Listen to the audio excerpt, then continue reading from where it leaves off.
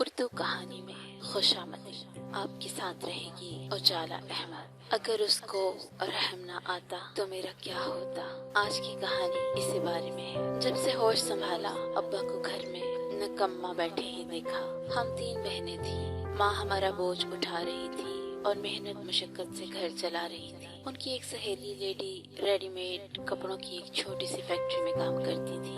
وہ ایک ہمدرد عورت تھی، شروع سے ہمارے حالات جانتی تھی، لہٰذا اس نے ہم معصوموں کے پیٹ پالنے کا انتظام اس طرح کر دیا کہ فیکٹری سے درجنوں کے حساب سے بچوں کے فراک وغیرہ ماں کو سینے کے لیے لا کر دے دی۔ اماں بہت عمدہ کڑھائی سلائی جانتی تھی۔ وہ نہ صرف یہ ڈھیر سارے کپڑے سلائی کر دیا بلکہ ان میں جو ہاتھ کا کام بھی ہوتا، مثلاً بٹن ٹانکنا، ترپائی کرنا، وہ بھی کر لیتی تھی۔ اس زمانے میں یہ کام مشینوں کی بجائے ہاتھوں سے ہوتے تھے۔ فیکٹری کے مالک بھی لیلا کی بہت قدر کرتے تھے کیونکہ وہ ایک محنتی اور دیانتدار ورکر تھی۔ ایک بار لیلا اماں کو اپنے ساتھ فیکٹری لے گئی۔ فیکٹری کیا تھی؟ ایک کشادہ عمارت میں 2 بڑے بڑے ہال جن میں ترتیب سے سلائی مشینیں رکھی تھی۔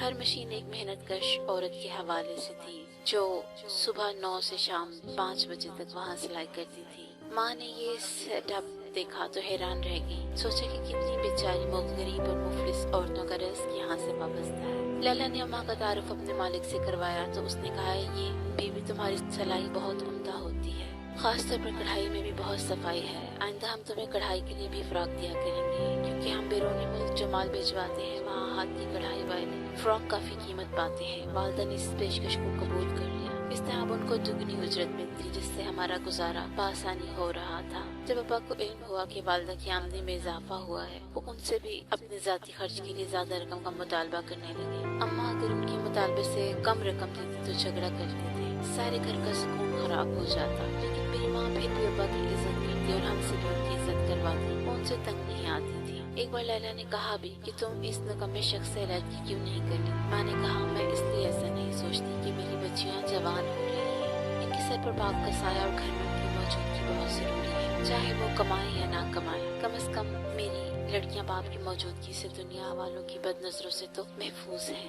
ہر عورت کی اپنی سوچ ہوتی ہے۔ میری والدہ کی منظر صرف اور صرف ایک بات پر اہم تھی کہ ان کی بچیوں کے لیے سگے باپ کا ہونا ضروری ہے، اس لیے ہمارے لیے فلاح ہے، بلکہ وہ ہم سے بھی کہتی تھی کہ اپنے باپ کی سلامتی کے لیے ہر وقت دعا کیا کرو۔ ہم ایک ایسے محلے میں رہتے تھے جہاں آوارہ اور اوباش لڑکوں کی بھیڑ لگی رہتی تھی۔ کل کلاں تم لوگوں کی بے احتیاطی سے ہماری عزت اور شرافت پر حرف آ گیا تو یہ بات اچھی نہیں ہوگی۔ یہ باتیں ہم تینوں بہنوں نے گرہ میں باندھ لی کیونکہ ہوش سنبھالتے ہی والدہ کی یہی الفاظ ہمارے کانوں میں پڑتے رہے تھے۔ جب میں 16 سال کی ہو گئی، والدہ نے میرا رشتہ تلاش کرنا شروع کر دیا تھا۔ غربت کی وجہ سے ہم بہنوں نے پرائمری میں سلیم کو خیر بات کر دیا تھا۔ میں نے صبر کرنا اپنی ماں سے سیکھا۔ ماں کی تگو 2 رنگ لے آئی اور 2-4 ملنے والیوں میں سے ایک کے توسط سے میرا رشتہ آ گیا۔ والدہ چاہتی تھی کہ ایک ایسا شریف گھرانہ ہو کہ میری بچی سکھی ہو اور 2 وقت کی روٹی عزت سے کھا سکے۔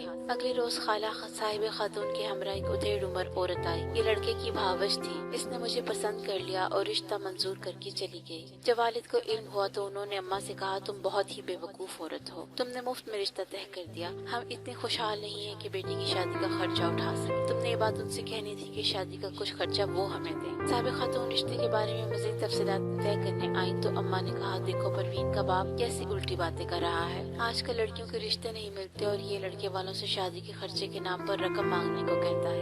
صاحب خاتون بڑے سلیقے کی اور دنا عورت تھی۔ اس نے طریقے سے جا کر فیض کی بھاوج سے بات کی تو وہ بولی، شوہر سے پوچھ کر بتاؤں گی۔ اگلے دن فیض کی بھاوج خالہ خاتون کے ساتھ ہمارے گھر آئیں اور شادی کی مٹھائی کے نام پر کچھ رقم اس کو دی۔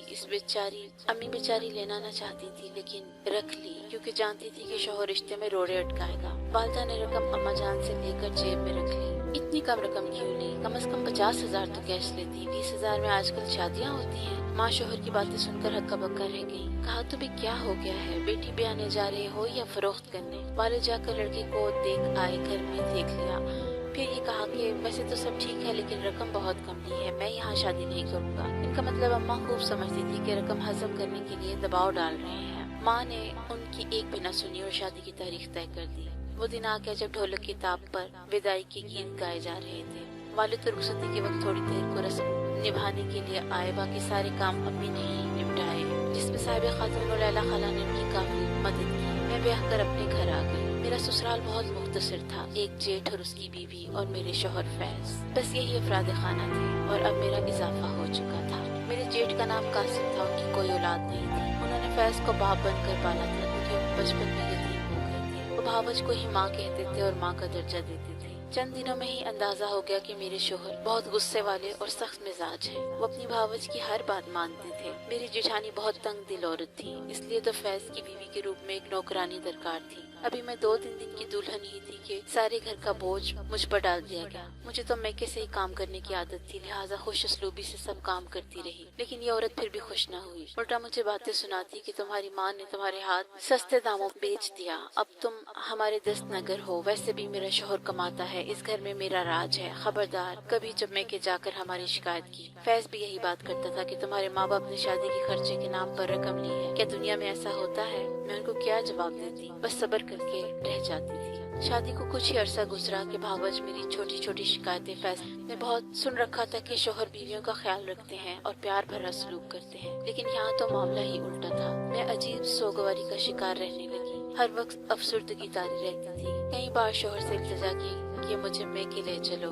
कह देते भाभी से पूछ लो। जब भाभी से पूछती तो वो कहती कि शोहर से कहो। काफी दिन यही होता रहा। एक रोज मेरे जेठ कासिम भाई ने ये बात सुन ली तो उसने कहा कि तुम इन दोनों की बातें रहने दो, तैयार हो जाओ, मैं तुमको मैके ले जाता हूँ। मैं खुश हो गई और जाने की तैयारियां करने लगी। ये बात भावज को सख्त नागवार गुजरी। उसके शोहर ने क्यों मेरी हिमायत की? वो कासिम भाई को तो कुछ न कह सकती थी, मगर दिल में मुझ पर खार रखने लगी। शादी के 4 माह बाद पहली दफा मैं मैके जा रही थी। कासिम भाई मुझे मैके पहुंचाकर वापस चले गए। मैंने अम्मा को बताया कि भाभी मुझको बड़ी अजियत देती है और फैज से मार भी पड़वाती है। उन्होंने तलकीन की कि बेटी सब्र करो, शुरू में हर घर में ऐसी बातें होती हैं, बाद में सब ठीक हो जाता है। अभी 3 दिन गुजरे थे कि फैज मुझे लेने आ गए। कहा कि भाभी को काम में तकलीफ है, घर चलो। मैंने कहा मुझे कुछ दिन यहीं रहने दो, मैं अभी घर नहीं जाना चाहती। 2 दिन बाद कासिम भाई आए, कहा बेटी परवीन घर चलो, मैं तुमको लेने आया। भाईजान मुझे घर जाने से डर लगता है, फैज मुझे मारता है। वो बोले अब नहीं मारेगा, मैं जिम्मेदार हूँ। उनके यकीन दिलाने पर मैं घर जाने को तैयार हो गया। कासिम भाई मुझे घर छोड़कर काम पर चले गए तो फैज ने कमरा बंद करके मुझे खूब मारा और कहा कि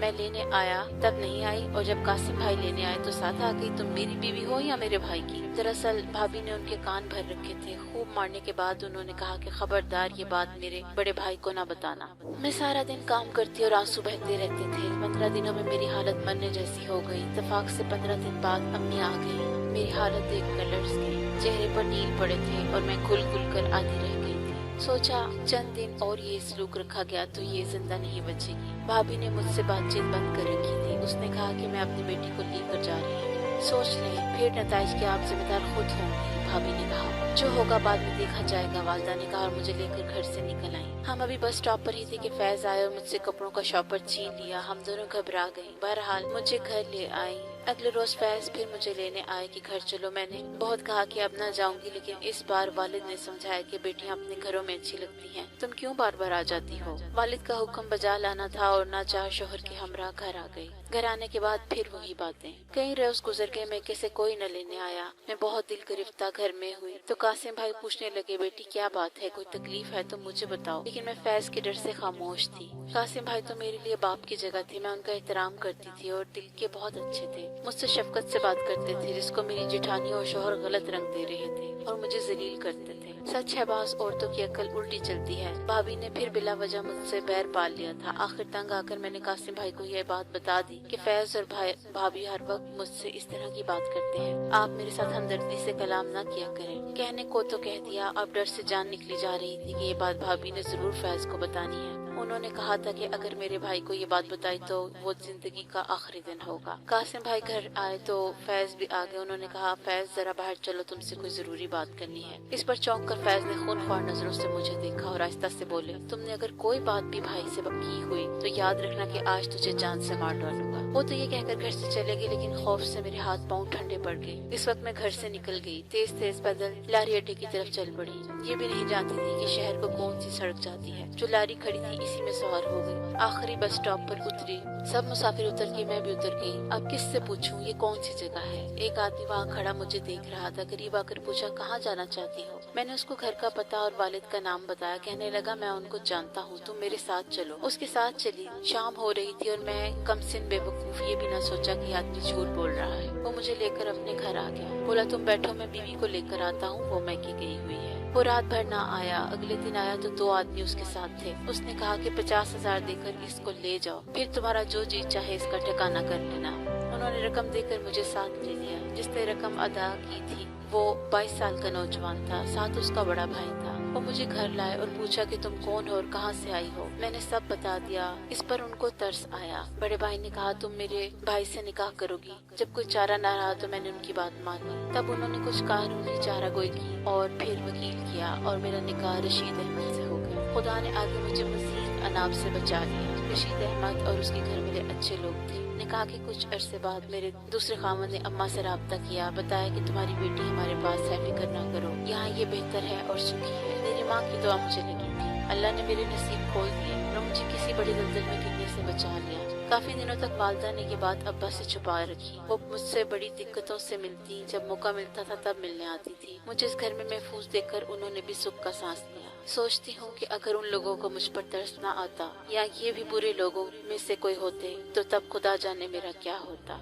हमारे देहात की औरतों की जिंदगियां वाकई बहुत तल्ख होती हैं। इनके दुख ऐसे हैं कि सदियां भी इनको नहीं समेट सकती। मैं तो डर से घर से निकली थी क्योंकि खौफ बहुत बुरी चीज है, इंसान की जान ले लेता है। और मुझे ये खौफ था कि मैं के जाऊंगी तो फिर वही जबरदस्ती ससुराल भेज देंगे, ये सोचे बगैर कि आगे उम्र भर हमारी बेटी के साथ कैसा नारवा सलूक होता रहेगा। उम्मीद है कि आपको ये कहानी पसंद आई होगी। हमारे चैनल को सब्सक्राइब कीजिए और इस वीडियो को अपनी बहनों के साथ शेयर कीजिए। शुक्रिया।